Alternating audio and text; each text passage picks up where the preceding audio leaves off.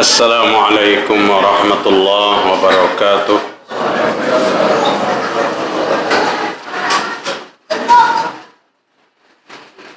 Alhamdulillahi rabbil alamin wa bihi nasta'in ala umuri dunya waddin wa lahu ma sakana fil laili wan nahar wa huwa sami'ul alim wa yuhyi wa yumit wa yu'ti wa yamna wa yahfadhu wa yarfa' wa yu'izzu wa yuzil wa yahdi wa yudil. Allahu waliyul ladzina amanu yukhrijuhum minaz zulumati ilan nur walladzina kafaru awliya'uhum at-taghut yukhrijunahum minan nur ilaz zulumat ulaika ashabun nar hum fiha khalidun. Asyhadu an la ilaha illallah wahdahu la syarika lah wa huwa alladhi yaqbalu at-taubata an ibadihi wa ya'fu anis sayyi'at wa ya'lamu ma taf'alun. Wa asyhadu anna Muhammadan abduhu wa rasuluh al-mab'us rahmatan lil alamin. Ya ayyuhalladzina amanu taqullaha haqqa tuqatih wa la tamutunna illa wa antum muslimun. Fa inna asdaqal hadithi kitabullah wa khairul huda huda Muhammad sallallahu alaihi wasallam wa syarrul umuri muhdatsatuha wa kullu muhdatsatin bid'ah wa kullu bid'atin dhalalah wa kullu dhalalatin finnar. Mari kita bersyukur kepada Allah Subhanahu wa taala pada malam hari ini, malam Senin tanggal 20 Rabiul Akhir 1441 Hijriah. Alhamdulillah kita sehat walafiat. Baru saja kita melaksanakan sholat maghrib berjamaah. Insyaallah kita akan melaksanakan sholat isya berjamaah. Kita berdoa, kita memohon kepada Allah, mudah-mudahan segala amal ibadah kita diterima oleh Allah Subhanahu wa ta'ala. Para jamaah sekalian rahimakumullah, semua manusia berkeinginan menjadi orang yang taat. Taat kepada Allah itu sebenarnya pilihan semua manusia. Tapi kenapa ada yang taat, ada yang tidak? Karena ada gangguan berat dalam jiwa setiap manusia yang menghalangi ketaatan itu. Ada yang menghalangi ketaatan kita. Gangguan dan godaan itu tidak pernah selesai kecuali kita mati. Apa gangguan itu? Syaitan. Syaitan yang bersumpah kepada Allah, bi'izzatika wa jalalika, dengan kemuliaanmu dan kebesaranmu. Dengan kemuliaanmu dan kebesaranmu ya Allah, aku akan goda setiap anak Adam madamatil arwah, selama di dalam jasadnya ada ruh. Itu sumpah setan. Setan itu menggoda manusia selama di dalam jasad manusia itu ada ruh. Jadi bohong besar kalau setan pensiun, setan kada lagi kau menggawe, itu karamput. Setan itu tidak pernah berhenti untuk menghancurkan manusia, dan puncak kehancurannya di mana? Pada detik-detik manusia itu hampir menghembuskan napas yang terakhir. Di situ setan berperan keras untuk menyesatkan, dan jika mampu menyesatkan pada saat itu, maka itulah kesesatan selama-lamanya. Yang ingin kita bicarakan pada kajian malam hari ini, ada beberapa tanda-tanda yang kita bisa baca pada saat sholat kita itu sedang diganggu oleh setan. Jadi di waktu kita sholat, kita diganggu setan, kita bisa mengerti bahwa setan sedang mengganggu kita. Nang sulit itu kan kadang mengerti. Habis-habisan diganggu oleh setan, dan dia kadang merasa diganggu oleh setan. Karena sudah terlalu dekat dengan setan, kadang merasa diganggu. Musannif, penulis kitab ini menyampaikan ada beberapa macam tanda yang kita bisa mengerti dalam sholat kita dan kita sedang diganggu setan. Tanda yang pertama adalah was-was pada saat ingin mengangkat takbir. Apabila takbirnya 2-3 kali, apalagi 4-5 kali, oh sudah, takbir kita sedang diganggu oleh syaitan. Maaf, adakah nang takbirnya 2-3 kali? Ada, Pak. Ada. Dan keadaannya itu, keadaannya. Syaitan sedang bergerilya menggagalkan salat kita. Menggagalkan salat kita. Was-was di waktu takbiratul ihram, ini gangguan besar dari syaitan. Sebenarnya syaitan itu mengganggu mulai kita berudu. Mulai kita berudu, was-wasnya sudah luar biasa. Was-was luar biasa di waktu kita berudu. Membasuh muka itu sampai basah bajunya. Sekali siram, rasa kadesah.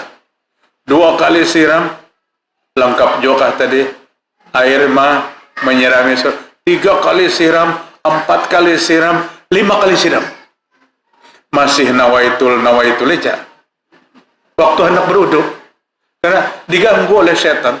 Dan ini Pak banyak kejadiannya. Tahun 69, di waktu kami di Masjid Al-Karomah, waktu di pondok dulu, di Masjid Besar Martapura itu, kadang kayak ini, monway ini tuh bodohnya di sekitar masjid. Kami bahari bodohnya di mana? Di sungai. Lamun orang Martapura pasti tahu. Bodohnya di sungai. Jambannya beberapa buting itu antrian apabila hendak sholat tuh, bergantian. Kadang-kadang karena antri jamban itu, ada yang tertinggal tasawuf aja lagi bayar masuk ke masjid. Itu nang kada was-was. Belum lagi nang was-was. Kok siramnya pulang. Air kada betakaran. Ambil pulang. Selesai berudu. Ulun khawatir sampat jo. Ulun berdoa mudahan siden tu hilang daripada was-was. Naik ulun ke masjid. Salat maghrib berjamaah. Selesai salat maghrib, Pak, turun ke jamban, hendak mana? Pak kami, hari penghujan. Ternyata nang bodoh tadi belum tuntung-tuntung lagi. Ini banget benar was-wasnya. Kada selesai bodoh tuh, Pak. Habis baju sidinnya habis sudah basah kunyuk. Sampai pada satu saat menangis beliau. Menangis, hendak melepaskan was-was nih menangis. Maka kuncinya apa? Was-was itu jangan dilayani. Was-was itu jangan dilayani. Allahu Akbar. Sudah takbir kita sah. Iya, sah kada takbir tadi lah. Sah kada. Ya sudah tuh. Ini setan menggoda kita, mengganggu kita. Sah kada. Gugur, tangan pulang. Lamun angka ini nih, untung lamun kada menjadi imam. Menjadi imam semasjidan bubar. Semasjidan. Jadi lawan was-was itu. Dalam sebuah hadis Rasul sallallahu alaihi wasallam, Nabi bersabda, "Idza qumtum ila sholati fasbighil wudu'a summa istaqbilal qiblati fakabbir." Apabila kamu ingin mendirikan salat, maka perbaiki wudunya bagus-bagus, menghadap kiblat dan bertakbir. Menghadap kiblat, bertakbir. Jadi maaf, jangan kasak-kusuk waktu hendak bertakbir. Kita tidak berbicara tentang nawaitu atau kada. Silakan nang yakin dengan nawaitunya, silakan nang niat itu di dalam hati. Ulun yakin aja nang usalli itu pasti niatnya juga ada di dalam hati. Karena apabila usalli aja kada di dalam hati, salatnya kada sah. Niat dalam hati. Jadi kita tidak berbicara itu. Sudah masa nang kada perlu lagi kita bicarakan. Tapi kesibukan di waktu mengangkat takbir, ada aja nang digawe itu adalah gangguan setan. Maka Nabi Muhammad SAW katakan, apabila hendak salat itu berwudu yang baik, summastaqbilal kiblah fakabbir, menghadaplah kiblat kemudian bertakbir. Menghadap kiblat kemudian bertakbir. Nah, Takbir orang yang bisu pun wajib. Maaf, kan kita ada nang bisu. Nang bisu pun wajib bertakbir. Tapi nya kada wajib mau ucapakan karena ada kau mau ucapakan. Biar diucapakannya jondenya kan. Yang penting mengangkat takbir. Allahu Akbar. 3 mazhab tidak mewajibkan asal mengangkat tangan. 3 mazhab. Mazhab apa? Mazhab Hambali, mazhab Maliki, dan mazhab Hanafi. Tidak mewajibkan. Tapi mazhab Syafi'i mewajibkan dia mengucapkan takbir sekalipun pakai isyarat bibir. Orang bisu itu kalau berbicara tapi lewat isyarat bibir. Kata Imam Syafi'i, diwajib ucapkan takbir itu lewat isyarat bibir sekalipun kada ada suaranya dan angkat suaranya. Kan gitu. Kada berbunyi. Muntung Allahu Akbar, tangan diangkat dan muntung Allahu Akbar. Kalau orang yang kada bisu itu nyaman aja. Jadi wajib mengucapkan itu. Seperti itu juga Imam Syafi'i menjelaskan di waktu nang bisu itu hendak nikah. Dia wajib mengucapkan isyarat qabiltu nikah bimahril mazkur dengan ucapan. Nah, dengan ucapan. Padahal saksi kan tapi paham juga. Sekalipun 3 mazhab, Hambali, Syafi'i, Hanafi cukup mengikuti isyarat wali. Nah, ujar wali, Muhammad ikam kunikahkan dengan anakku yang bernama Aisyah dengan maharnya 10.000 rupiah. Wali. Imbah wali menguncang dikuncangnya juga. Cukup sudah 3 mazhab. Menguncang tangan aja itu sudah cukup. Nah, sekalipun kata Imam Syafi'i harus diisyaratkan dengan mulut. Iya, mudah-mudahan kita kada denang bisunya ngalih pangalah maaturnya. Tapi itu kada denang handaknya. Itu pemberian Allah Subhanahu wa taala. Di dalam sholat itu, para jamaah sekalian, ada syaitan yang namanya, siapa namanya tuh? Hanzab. Ismuhu Hanzab. Syaitan bernama Hanzab, khusus profesional mengganggu orang yang sholat. Tolong yang bisa anak belum dinamai, jangan dinamai Hanzab, itu nama syaitan.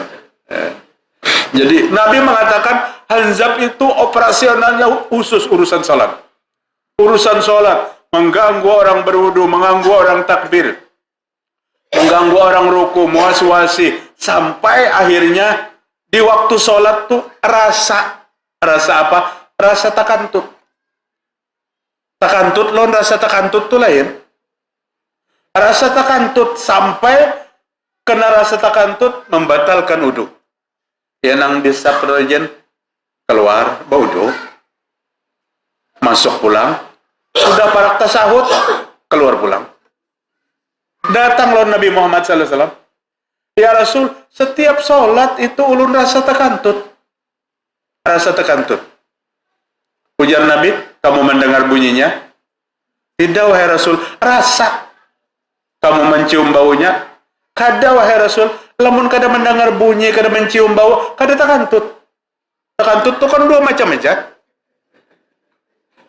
Menceknya 2 macam. Ada yang kada bau tapi berbunyi. Ada yang keseling bunyian tapi rasa sasak hidung.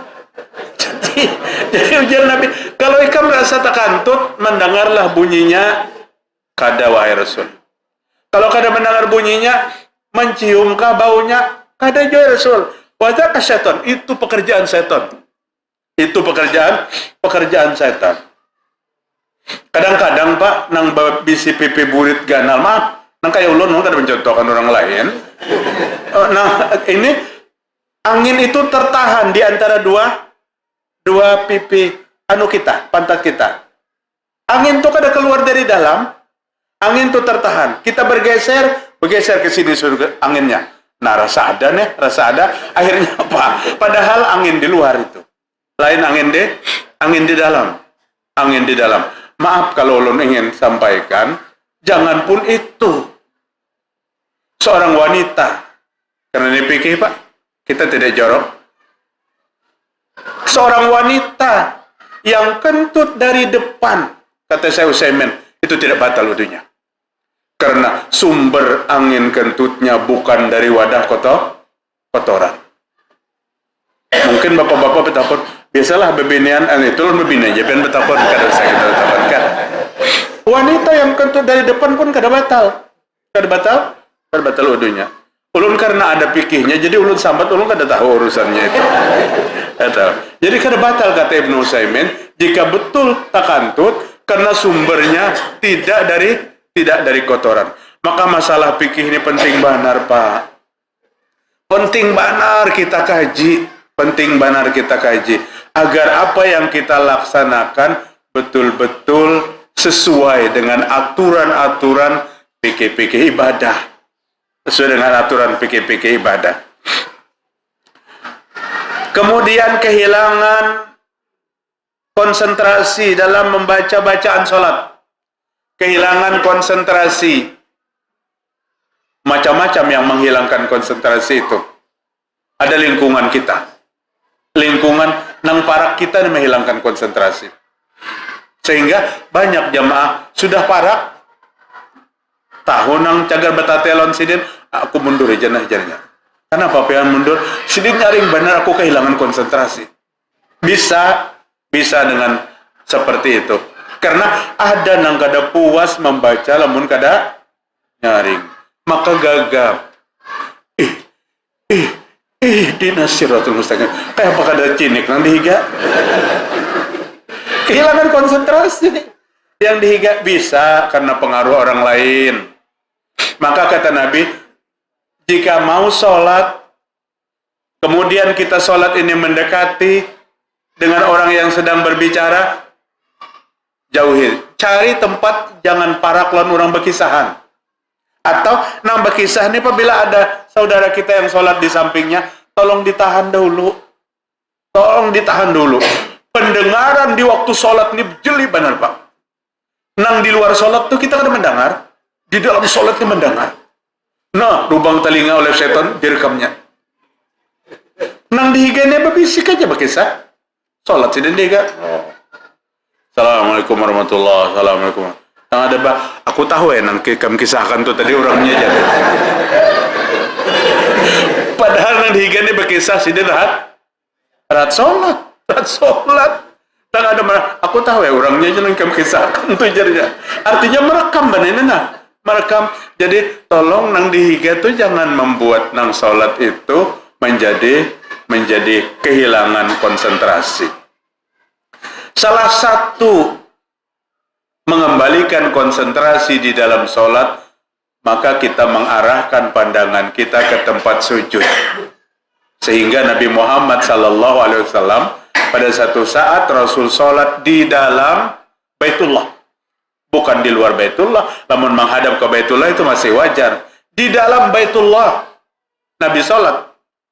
Kalau di dalam Baitullah Nabi sholat, tetap pandangan Nabi ke arah mana? Ke arah tempat sujud.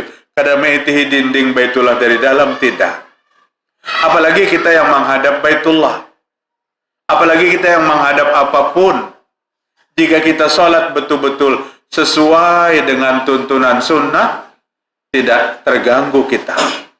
Ada di dalam masjid ditempel zikir setelah sholat di atas. Jangan di sini menempel, di sini. Karena mata orang nang sholat tuh di sana. Tapi dia setan lihat ipang tulisan tuh apa bacaannya. Kan kayak itu. Lalu mangkat aja, hafal itu aja sepanjangan. Akhirnya imam ruku, umpat aja ruku. Jadi Nabi melarang kalau sholat itu dengan pakaian yang warna-warni, apalagi bertulisan. Oh ini kan banyak benar kaos-kaos para remaja tuh, tulisannya macam-macam di belakang. Apalagi masalahnya yang sedang tenar dalam kehidupan, itu jangan dipakai-pakai dulu. Terpancing kita untuk membaca. Syaitan mengganggu kita. khusyuk di dalam solat. Al-khusyuk fil qalbi huwal khawfu wa ghaddul basar fis salati, kata Qatadah, seorang ulama tabi'in. Khusyuk dalam solat yaitu takut kepada Allah, menundukkan pandangan di dalam solat. Jadi khusyuk dalam solat, menundukkan pandangan di dalam solat. Ini salah satu kehusyuan. Di samping takut lawan Allah Subhanahu wa Ta'ala, karena kita solat, kita sedang berkomunikasi dengan Allah. Nabi pernah menyampaikan seperti ini. An Abi Hurairah radhiyallahu an, ra'an nabiyyu rajulan yub'asu bil lihyatihi bis shalah. Faqala law khasha'a qalbu hadhihi al khash'ah, law khasha'a qalbun hadzal khash'ata jawarihahu. Hadis riwayat Imam Tirmizi. Nabi melihat seorang laki-laki yang mempermainkan jenggotnya dalam salat. Allah. Maka biar di luar salat jangan dibiasakan urut-urut jenggotnya. Akhirnya terbiasa dalam salat. Dasar Pak, banyak bertemuan. Ihdinas siratal mustaqim, siratal ladzina, permainkan jenggotnya. Setelah Nabi melihat orang permainkan jenggotnya dalam salat, faqala, maka Nabi berkata, law khasa'a qalbun hazal khas'ata jawarihuhu. Jika hatinya khusyuk, maka pasti anggota tubuhnya akan khusyuk. Mungkin namun kita jelaskan sama sekali itu, jika hatinya khusyuk, kada mungkinnya sholat sambil menarik-narik jenggot. Karena ini bukan perintah. Bukan perintah nama urut-urut jenggot itu bukan perintah. Ini satu contoh yang lain banyak. Banyak contoh yang lain. Nabi melarang dalam sholat membunyikan persendian. Allahu Akbar. Ihdinas siratal mustaqim, siratal ladzina. Dilarang. Jangan membunyikan persendian. Maka apabila mendengar tuh bunyi pian petek jangan sebelah, lalu gatal aja tangan kita tak. Lamun nangka itu tuh kurang lebih. Lamun sudah berdiri nah. Nyaman banget. Bang tuntung sholat membunyikan persendian. Nabi melarang. Jangan lakukan itu. Karena itu menghilangi kekhusyuan kita. Abu Bakar As-Siddiq radhiyallahu anhu salat berdiri tegap seperti satu kayu yang ditancap dalam-dalam. Kayak apa? Kayu yang ditancap dalam-dalam itu kada saling gerakan. Abu Bakar kayu yang ditancap dalam-dalam. Kita nang kayak kayu juga tapi kayu halus ditancap dalam sungai, sungainya landas. Nah,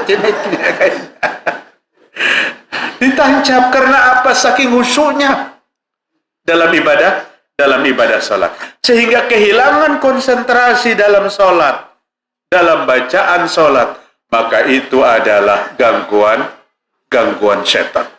Gangguan setan, Bapak-bapak. Hadirin rahimakumullah. Sering lupa jumlah rakaat. Manusia pasti punya lupa. Tapi lupa hari-hari perlu dipertanyakan. Sering lupa. Apabila sudah parak di penghujung, 4-3. Bingung tuh. 4-3. Maka disuruh oleh Nabi menyimpulkan apabila sedikit banyak ambil yang sedikit. Maka diambil 3. Padahal sudah 4. Jadi jamaah menggerunung. Aku bingung apabila sidin itu jadi imam enggak zuhur 5 rakaat aja. Karena bingung menentukan rakaat. Ini diganggu. Sekalipun Nabi Muhammad sallallahu alaihi wasallam juga pernah lupa, dan ini menjadi rujukan hukum. Pada saat itu Rasul memimpin salat zuhur sampai salam. Assalamualaikum warahmatullahi wabarakatuh. Salah satu sahabat yang di belakang Nabi maju ke depan. Ya Rasulullah, apa ada perubahan rakaat salat kita? Ada perubahan rakaat salat kita. Ujar Nabi, kenapa? Kenapa kamu bertanya seperti itu? Ya Rasul, salat zuhur kita hari ini 5 rakaat. Nabi diberitahu sesudah Nabi mengucapkan salam. Maka Rasul langsung sujud sahwi. Nabi masih posisi menghadap kiblat dan Nabi sujud sahwi. Sahabat yang di belakang melihat Nabi sujud sahwi, langsung sujud sahwi. Mbak sujud sahwi, duduk antara dua sujud. Duduk antara dua sujud, sujud lagi. Mbak sujud lagi, bangkit, selesai. Bertakbirkah sebelum sujud? Nang bertakbir sebelum sujud itu orang masbuk. Salamkah setelah sujud? Yang salam itu orang salat. Ini hanya sujud sahwi. Tidak ada takbir, tidak ada salam. Maka kalau kita ditakuni, sujud sahwi itu andaknya di mana? Sebelum salam atau sesudah salam? Jawabannya lihat situasi kondisi. Kedua-duanya bisa terjadi. Sebelum salam, jika kekeliruan itu tahu sebelum salam, maka sujud sahwinya sebelum salam. Kekeliruan imam, tapi imam kada sadar. Makmum di belakang menegur, subhanallah. Subhanallah, jangan makmum. Mengatakan aja, imamnya sudah berdiri. Apa nih makmum subhanallah? Masih kada ingat aja. Berarti imam itu salah. Maka sebelum salam, imam sujud sahwi. Apa tadi salahnya? Di waktu mengangkat bangkit, imam kada mengucapkan sami Allahu liman hamidah. Allahu Akbar. Allahu Akbar jadi imam. Sami Allahu liman hamidah itu wajib. Wajib mengucapkan sami Allahu liman hamidah. Jadi kata kau diganti-ganti lawan Allahu Akbar. Maka yang wajib makmum memberitahu subhanallah, imamnya masih belum sadar. Kada tahu apa salahnya. Subhanallah. Subhanallah. Maka imam wajib mengganti kekeliruan itu dengan apa? Dengan sujud sahwi. Dengan sujud sahwi. Anna Rasulullah sallallahu alaihi wasallam. Ini hadis yang kita ceritakan tadi. Salatu zuhri khamsan. Faqila lahu azidu bis shalah. Nabi salat zuhur 5 rakaat. Sahabat bertanya kepada Nabi, apakah rakaat salat hari ini memang ditambah ya Rasul? Bertambahkah mulai hari ini salat zuhur? Faqala wa madzaka? Kenapa kamu bertanya itu? Kata Nabi Muhammad sallallahu alaihi wasallam. Qala shalaita khamsan. Engkau berpuasa, engkau salat 5 rakaat. Pian 5 rakaat ya Rasul. Nah, fasajada sajadataini ba'da sallama. Maka Nabi sujudlah 2 kali sujud sesudah mengucapkan salam tadi. Sudah mengucapkan salam. Artinya sujud sahwi dikerjakan bisa sebelum salam dan bisa sesudah salam. Jamaah sekalian rahimakumullah. Salah satu gangguan setan dalam sholat adalah sholatnya terburu-buru. Terburu-buru dalam sholat diganggu oleh setan. Karena sholat kalau kita ukur dengan buru-buru, sholat ada ukuran tertentu. Paling cepatnya sholat, dia harus ruku dan sujud dengan tumakninah. Dan jarak tumakninah itu sebanyak bacaan yang dibaca dalam sholat, dalam ruku dan sujud. Apa bacaan yang dibaca dalam ruku dan sujud? Subhana rabbiyal azim dalam ruku 3 kali, dalam sujud subhana rabbiyal a'la 3 kali. Itulah jarak tumakninahnya. Al-ina'u minallahi wal ajalatu minasyaitan. Tenang itu bersumber daripada Allah, ketenangan itu. Tapi terburu-buru itu bersumber daripada syaitan. Terburu-buru bersumber daripada syaitan. Tapi dalam sebuah hadis yang diriwayatkan Imam An-Nasai, Nabi Muhammad SAW menjelaskan, al-ajalatu minasyaitan illa bi khamsi mawati. Terburu-buru itu sumbernya daripada syaitan. Tetapi 5 macam ini harus terburu-buru. Ada yang disuruh terburu-buru. 5 macam. Terburu-buru, bahan cepat. Ini disuruh cepat, jangan menunda. Apa 5 macam yang disuruh? Jangan ditunda. At-taubatu minaz dzunub. Bertaubat daripada segala dosa. Sadar kita sedang bersalah, maka cepat bertaubat pada saat itu juga. Wa atbi'is sayyi'atal hasanah. Ikuti keburukan dengan kebaikan. Kebaikan itu adalah taubat. Keburukan yang kita kerjakan sebuah kemaksiatan. Sadar kita sedang berbuat maksiat, maka ikuti dengan bertaubat kepada Allah Subhanahu wa taala. Minta ampun kepada Allah. Kenapa kita jangan menunda taubat?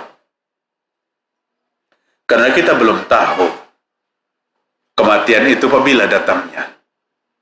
Kalau kita menunda taubat, jangan-jangan terdahulu mati datang sebelum bertaubat. Maka kecelakaan besar bagi kita. Manusia yang tidak berdosa di muka bumi ini kededak. Yang namanya manusia pasti ada kesalahan. Sengaja atau tidak, pasti ada kesalahan. Solusi dari kesalahan kita, Allah menyiapkan pengampunan yang luar biasa.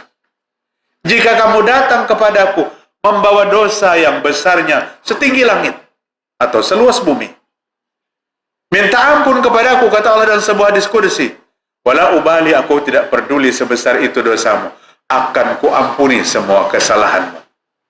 Syaratnya taubat jangan ditunda. Taubat jangan menunggu besok, takutan malam ini kita mati. Taubat jangan menunggu umur 40 tahun. Pada saat sadar kita bersalah, cepat meminta ampun, bujur-bujur kepada Allah Subhanahu wa taala. Minta ampun dengan permohonan yang keluar dari lubuk hati kita yang dalam. Kalau perlu, bayangkan sebuah kesalahan, pelanggaran yang pernah kita laksanakan. Tidak cukup ceritakan, ya Allah, hamba pernah ini, hamba pernah ini, hamba pernah ini. Itu menguatkan kehusyuan taubat kita kepada Allah Ta'ala. Hanya syaratnya jangan diceritakan lawan orang lain. Ada kita lawan Allah kadang mau berkisah, lawan sesama manusia berkisah benar. Malah bukan meringankan kemaksiatan kekanakan sekarang, memberatkan karena kisah kita. Turun ke simpang 4 gang, kekanakan dudukan di situ. Ada 2-3 botol minuman keras yang diminumnya. Kita didatangi oleh Nang Tuhan. Nang Tuhan berucap, enteng boneka 3 botol ne enteng. Kami bahari bertiga sepetian. Ini dikiranya baik, padahal kada baik. Makin banyak kita bercerita tentang keburukan kita, makin banyak, makin berat beban kita, persaksian kita di hadapan Allah Ta'ala. Hatta dengan kawan guring pun jangan bercerita tentang keburukan kita. Dengan bini pun jangan bercerita. Kayak tujuan ng bini lawan laki, jangan bercerita. Kalau umpamanya bini saling hendak jujurnya lawan laki. Aku ulun bahari yang pernah ini. Oh, jangan laki. Berarti ikam, sudah mulai hari ini ikam ku talak 1. Apa kada kelapak lah. Kadang-kadang itu datangnya dari laki bisa juga. Seorang laki-laki yang mencari calon istri karena dia merasa orang yang taat, sehingga diinterogasinya calon istrinya. Aku mau menikahimu, cuma jawab pertanyaanku. Apa aja tentang calon bini? Ikam pernah berhubungan dengan laki-laki lain? Pernahkah engkau berzina? Pernahkah engkau disentuh oleh laki-laki lain? Ibu-ibu apabila pian punya anak, ada orang nak melamar ke ini, potong aja langsung kan jadi. Ini sombong namanya. Sombong. Mungkin Allah sudah ampuni segala kesalahan yang dikorek-korek itu. Nang diungkit-ungkitnya itu sudah diampuni Allah Ta'ala. Dia minta ampun kepada Allah dengan sungguh-sungguh. Datang seorang laki-laki berlagak suci, dia cari kesalahan calonnya, potong, kada usah. Seorang ulama tabi'in marah pada saat diceritakan seperti itu. Kata beliau, kalau mau nikah, nikahi. Kalau tidak mau, tinggalkan. Jangan mengungkit kesalahan orang masa lalu. Kenapa? Karena kesombongan berlagak suci, lalu mencari calon binina yang bersih. Padahal kadang-kadang penyakit kita lebih besar daripada itu. Jadi dosa, cepat minta ampun. Yang kedua yang harus buru-buru apa?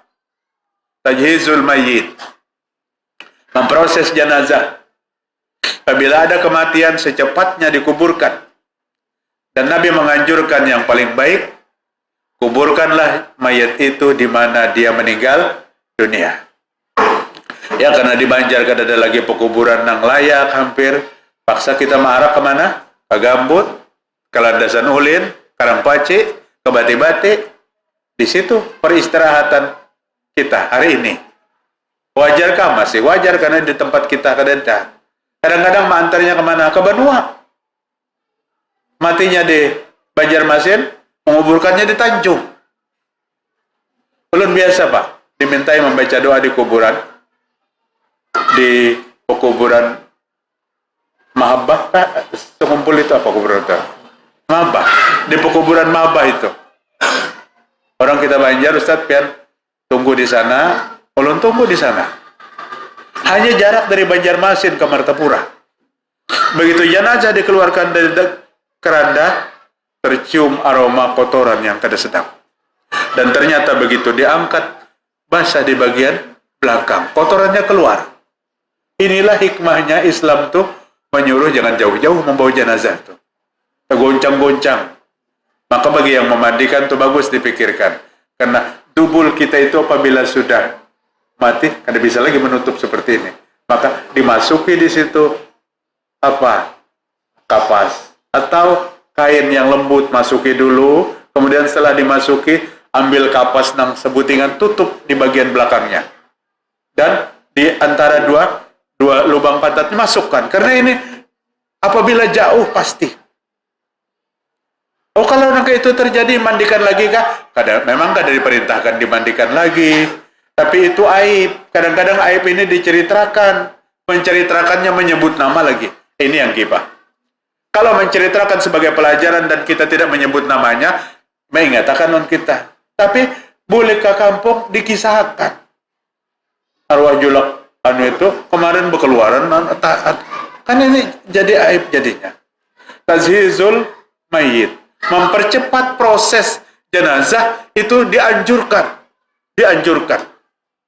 Jamaah sekalian rahimakumullah, kami pernah membawa jamaah yang meninggal jam 12:30 malam. Jam 12:30 malam kami menghubungi petugas penguburan jenazah di Mekah. Jam 2:30 malam datang ke hotel tempat kita menginap. Jam 2:30 dibawanya jenazah itu. Kemana? Di mana yang memandikan? Kami hanya ingin bertanya, kapan kami bisa mensolatkan jenazah itu? Apa katanya? Ba'da subuh katanya. 2:30 jenazah diambil, tiba subuh suruhnya. Kita ikut mensolatkan karena disolatkan. Cepat prosesnya. Karena ketidaktahuan kadang-kadang kita ini. Kadangnya anak sidin yang di mana? Di Papua, di Makassar, di Jakarta, di Bandung. 2 hari 2 malam pada terkuburakan jenazah kuitan. Anaknya kada mengerti. Anak yang jauh ini harus mengerti agama. Telepon adik yang di Banjar, "Dek, mama kuburakan. Aku akan datang." Secepatnya mama kuburakan. Bahagia yang di Banjar ini diancam. Nang padingan diancam. Ikamu bilang kuburakan mama berdulu, aku datang ke Banjar, aku hamuk. Karena kada mengerti apa yang dihamuki, hiduplah lagi kada. Tajhizul mayit, proses jenazah itu secepatnya untuk tidak ditunda-tunda. Kemudian yang disuruh bercepat apa? Tazwijul bin, mengawinkan anak wanita. Apabila ada nang handap, kita kan tabu menawarkan. Beda dengan Umar bin Khattab. Kalau Umar bin Khattab ditawarkan sidin, anak sidin. Utsman, hendakkah mengawini anakku? Kada, ujar Utsman bin Affan. Abu Bakar ditawari. Abu Bakar, anakku janda Hafsah, maukah mengawini? Pada Umar tuh tahu Abu Bakar tuh tua pada Umar. Umar bin Khattab tahu Abu Bakar tuh umurnya tua daripada Umar. Abu Bakar pun ditawari. Abu Bakar hendak menambahkah? Nih, anak ulun janda. Kada, ujar Abu Bakar. Utsman bin Affan menyarankan, coba Hafsah ini tawarkan kepada Nabi Muhammad sallallahu alaihi wasallam. Wah, ini tabu bertawaran tuh. Ujar bebiniannya, kenyamanan lelakiannya ditawari. Mengamankan, kata Umar, memelihara satu anak wanita lebih berat daripada 1000 ekor unta. Lebih berat daripada memelihara 1000 ekor unta. memelihara satu anak wanita. Oh, kita kada berat, memang kita kada berat karena anak kita sebulik-buliknya. Pukul 11, pukul 12 kada bulik. Takutnya ujar nang bini, Pak, anak kita kada bulik pukul 2. Nya bisa aja menjaga diri. Maka kada berat bagi kita kayak itu. Karena kita kehilangan rasa kecemburuan. Kehilangan rasa kecemburuan, apa namanya? Dayus. Apa hukumannya dayus? Tidak akan mencium angin surga. Apalagi masuk surga. Jadi ibu-ibu kalau dang sanaknya cemburu, kawitannya cemburu, lakinya cemburu, itu menyelamatkan kita. Ini kadang-kadang yang kada terima nih nang babiniannya pulang, peniburuan benar sidin tuh. Sidin menyelamatkan kita. Menyelamatkan kita. Nah, tazwijul bin. Yang disuruh cepat selanjutnya apa? Waqata udaini. Membayar hutang jika mampu, jika ada yang dibayarkan, dan jika waktunya sampai. Jika tidak ada, ya tunggu kapan ada. Kemudian yang berikutnya yang disuruh cepat-cepat, it'amut thaib. Memberi makan tamu yang berkunjung ke rumah kita. Apa yang ada maksudnya? Apa yang ada disuguhkan? Suguhkan. Nang ada Kaleo gelas, surung. Asal jangan belang bulan puasa aja. Namun bulan puasa disuruh minum, nang menyuruh berdosa, nang minumnya berdosa. Jamaah sekalian rahimakumullah. Kemudian godaan syaitan di waktu sholat, banyaknya gerakan yang tidak bermanfaat.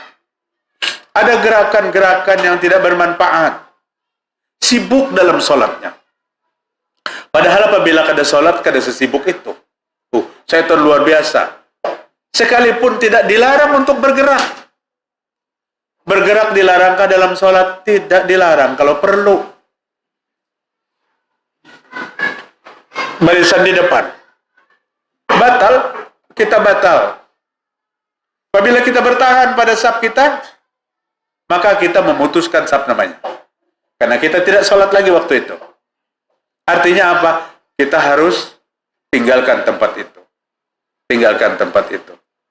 Kemana meninggalkan? Ke depan. Lewat pintu depan. Ambil air wudhu. Atau, kada ada pintu dari depan, boleh melewati barisan jamaah. Tapi cari jalur yang terdekat. Jadi yang boleh lewat di hadapan orang sholat itu hanya dua. Orang yang batal wudhu posisinya di depan, kada ada tempat keluar, maka boleh berjalan. Cari jalur nang terdekat. Jangan mentang boleh dikulilingin semasjid. Nah. Yang kedua yang boleh lewat di hadapan orang sholat itu anak kecil, kekanakan.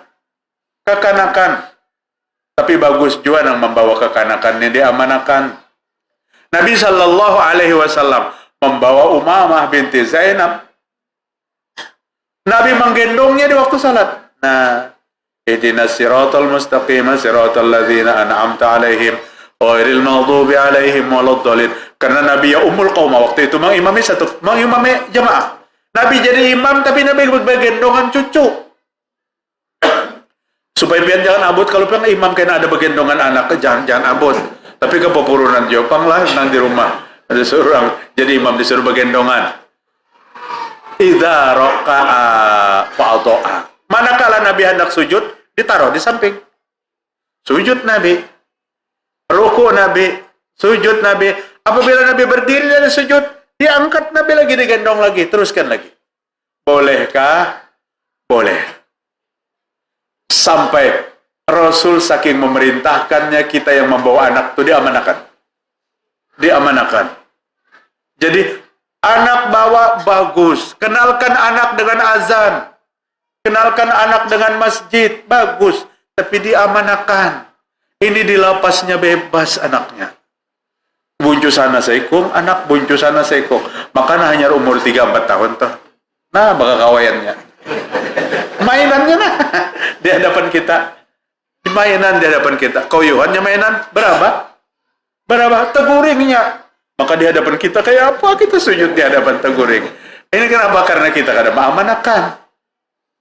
Kada dilarang mengajarkan anak, mengenalkan anak kepada sholat. Artinya sering banyak gerak apabila gerak itu tidak bermanfaat. Tapi apabila gerakan itu diperlukan, maka silahkan bergerak. Lebih bang pada 3 kali, 4 kali gak ada apa-apa apabila diperlukan. Apabila diperlukan. Ali bin Abi Thalib sholat bersama Nabi Muhammad SAW. Sholat malam. Karena di rumah. Nabi sholat malam, datang Ali bin Abi Thalib sholat. Berada di samping Nabi. Pada saat Ali dan Rasul sedang sholat berdua, datang dari balik dinding seekor kalajengking. Kalajengking datang mendekati Rasul sallallahu alaihi wasallam. Diitihi oleh Ali, kalajengking kemana arahnya. Akhirnya kalajengking berbalik terjadi kepada Nabi, mendatangi Ali. Dekat sekali dengan kaki Ali. Timbah dekat dengan batisnya Ali bin Abi Thalib, diangkat oleh sidin batis sidin, dijajak sidin. Boleh aja kah? Boleh. Apalagi Ali bin Abi Thalib menjajaknya wa daraba bi na'lihi, dan diinjaknya dengan sandalnya. Namun kita kada bersandal kalau pingsan itu. Jadi hadis itu perlu kita teliti redaksinya. Wa daraba bi na'lihi, dan Ali menginjak kalajengking itu dengan sandalnya. Mungkin pian betakut. Berarti dahulu tuh bersandal sholatlah. Iya bersandal memang Pak, hamparan sholatnya Pak pasir. Coba kan pian naik ke sini bersandal. Kamu pengurus masjid.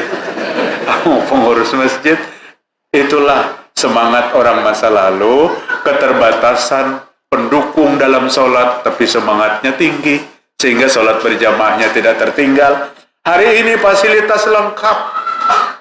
AC tambah kipas angin ulang. Makin besasak hidung.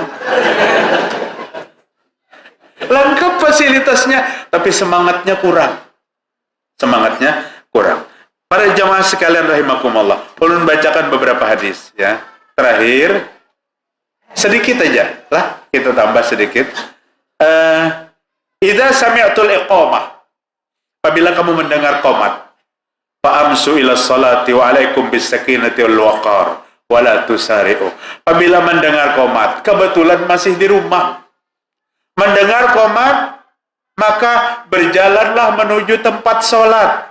Wa alaikum bis sakinah, jalannya jangan sambil buka, jalannya jangan terburu-buru. Sakinah itu artinya tenang. Jalan menuju masjid, tenang aja menuju masjid. Jangan berjalanlah dengan khusyuk. Kada terburu-buru. Biasanya bukahan kita. Kenapa jadi buka tuh? Supaya jangan tertinggal rakaat. Memang sudah orang ruku, kada buka lagi. Ruku sudah tuntung ruku pertama, berarti kada dapat lagi serakaat. Santai aja lagi, masih panjang. Wala tusari'u, dan jangan bersegera. Jangan lari. Fama adraktum fasallu wa ma fatakum fa'timmu, rawahul Bukhari Muslim. Pada saat kamu menemui imam sedang sholat, maka kamu sholatlah pada saat imam sedang sholat itu. Dan selesai sholat fa'timmu, maka sempurnakanlah sholatnya. Artinya masbuk yang kurang kita tambahi. Di waktu kita datang, imam sedang sujud, takbir kita langsung sujud. Jangan berdiri. Oh, mbak sujudnya pasti berdiri juga. Hadangi berdahulu, maka ini termasuk melambatkan sholat namanya. Jadi apabila datang ke masjid, imam sedang sujud, Allahu Akbar, langsung sujud. Jangan berdiri menunggu imam bangkit. Itu yang dimaksud Nabi, fama adraktum fasallu. Kamu temui orang yang sedang sholat, dan kamu sholat. Nah, dan kamu tambahi masbuk yang tertinggal itu, fa'timmu, maka sempurnakan ketertinggalan itu masing-masing. Kenapa ulun katakan masing-masing? Karena kita sering orang yang masbuk tuh akhirnya berimamannya.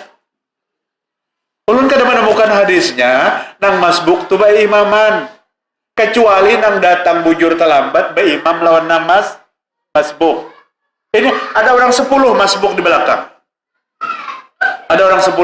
belakang. Imam salam, maka salah satu nang masbuk maju ke depan. Yang lainnya merapatkan. Maka yang maju itu menjadi imam. Padahal Nabi menyuruh apa? Pak Atimmu, sempurnakan masing-masing. Karena masbuknya beda-beda. Masbuknya beda-beda. Ada yang masbuk 3 rakaat sholat maghrib. Datangnya waktu tasyahud. Ada yang masbuk 2 rakaat, ada yang masbuk 1 rakaat. Maka tidak perlu imaman masbuk ini masing-masing aja selesaikan.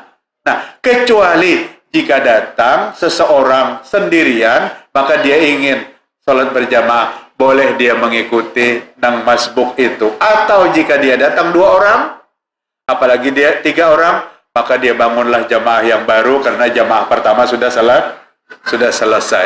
Yang kada boleh membangun jamaah baru tuh apabila jamaah pertamanya belum selesai. Jamaah pertama belum selesai, imam yang di depan sudah bangun di pojok sana, sehingga di sini amin, di sana amin. Ini 2 jamaah dalam satu tempat itu dilarang di dalam fikih salat. Mudah-mudahan bermanfaat, Pak, apa yang dapat kita sampaikan. Subhanakallahumma wa bihamdika asyhadu an la ilaha illa anta astaghfiruka wa atubu ilaik. Assalamualaikum warahmatullahi wabarakatuh.